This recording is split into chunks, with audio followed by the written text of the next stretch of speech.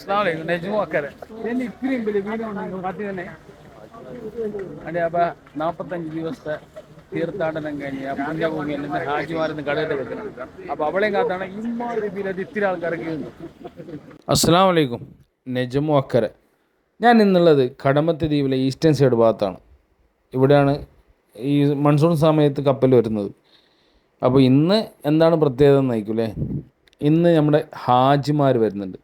45 ദിവസത്തെ ആ പവിത്രമായ മണ്ണിലെ ജീവിതവും കർമ്മവും ഒക്കെ വളരെ റാഹത്തായി നിർവഹിച്ച് അവർ ഇന്ന് ദ്വീപിലെത്തുകയാണ്. അവരെ സ്വീകരിക്കാൻ വേണ്ടിയാണ് ഇമാതിരി വെയിലായിട്ട് കൂടി ആളുകൾ ഇങ്ങനെ കാത്തു നിൽക്കുന്നത്. വളരെ സന്തോഷത്തോടെ നാട്ടിലേക്ക് എത്തുന്ന ആ ഹാജിമാരെ ഒന്ന് കാണാൻ, അവരെ കൈപിടിക്കാനും ആ സ്നേഹം ഒന്ന് പങ്കിടാനും വേണ്ടിയിട്ടാണ്. നല്ല വെയിലാണ്, നല്ല വെയിൽ വെച്ചാൽ പെരുവെയിലാണ്. എന്നിട്ടും ആളുകളിങ്ങനെ വളരെ പ്രതീക്ഷയോടെ ഇങ്ങനെ കാത്തു നിൽക്കുന്നുണ്ട്. പിന്നെ ഈസ്റ്റേൺ സൈഡായതുകൊണ്ട് വളരെ സൗകര്യം കുറവാണ്. അതുകൊണ്ട് എല്ലാവരെയും ഉൾപ്പെടുത്താൻ പറ്റിയില്ലെങ്കിലും അൽഹംദുലില്ലാഹ് കുറച്ച് പേരെ ഉൾപ്പെടുത്തിയിട്ടുണ്ട്. പിന്നെ അത്രയൊക്കെ ഉള്ളൂ. ആ കാഴ്ച ഒന്ന് നിങ്ങളെയും കൂടി കാണിക്കണം വിചാരിച്ച്. കാരണം നമ്മൾ ഇവർ ഹജ്ജിന് പോകുന്നൊരു വീഡിയോ ഇട്ടിരുന്നു. അപ്പോൾ എന്തായാലും ആ വരുമ്പോൾ ആ സ്വീകരണം കൂടി കാണിക്കാൻ വിചാരിച്ച്. അപ്പോൾ എന്തായാലും ഇൻഷാ അല്ലാഹ് സമീപഭാവിയിൽ നമുക്കും ആ പുണ്യഭൂമിയിൽ തന്നെ അള്ളാഹു തൗഫീഖ് ചെയ്യട്ടെ.